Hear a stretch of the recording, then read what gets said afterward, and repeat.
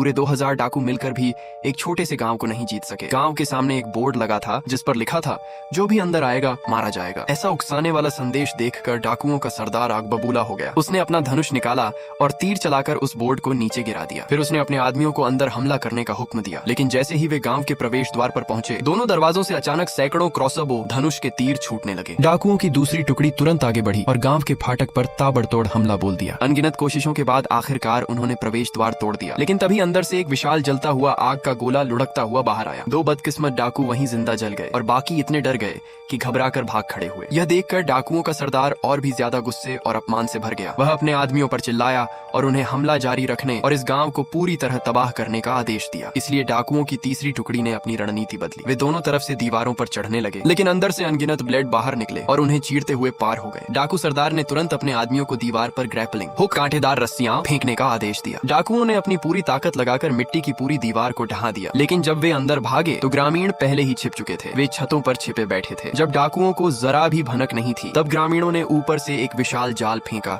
फिर नीचे उतरकर जाल में फंसे डाकुओं का सफाया कर दिया। जब बाकी डाकुओं ने शोर सुना और दौड़कर वहां पहुंचे तो उन्होंने देखा कि वहां सिर्फ मार्क हाथ में चाकू लिए खड़ा था। मार्क की इस जानबूझकर की गई उकसावेबाजी को देखकर डाकू सरदार ने हमले का आदेश दिया और अपने आदमियों से उसे मारने को कहा। लेकिन इससे पहले कि वे मार्क के करीब भी पहुंच पाते, वे एक बहुत बड़े गड्ढे जाल में गिर गए। अपने आदमियों को तड़प तड़प कर मरते देख डाकू सरदार ने गुस्से में फिर से अपना धनुष उठाया और सीधे मार्क पर निशाना साधा। जैसे ही तीर अपने निशाने पर लगने ही वाला था, न जाने कहां से अचानक एक बड़ा पीला कुत्ता भागा हुआ आया और उसने हवा में ही उड़ते तीर को अपने दांतों से पकड़ लिया। यह नजारा देखकर डाकू पूरी तरह सन्न रह गए। इसके बाद उन्होंने जाल को पार करके मार्क का काम तमाम करने के लिए आदमियों का एक और गिरोह भेजा। लेकिन उसी पल उनके पीछे भागने का रास्ता रोकते हुए अचानक कई मोटे रजाई गद्दे आ गिरे। डाकुओं का यह गिरोह तुरंत अंदर फंस गया और अंदर से दर्दनाक चीखें आने लगी। यह भयानक नजारा देखकर जाल के बाहर खड़े हर डाकू के चेहरे पर खौफ छा गया।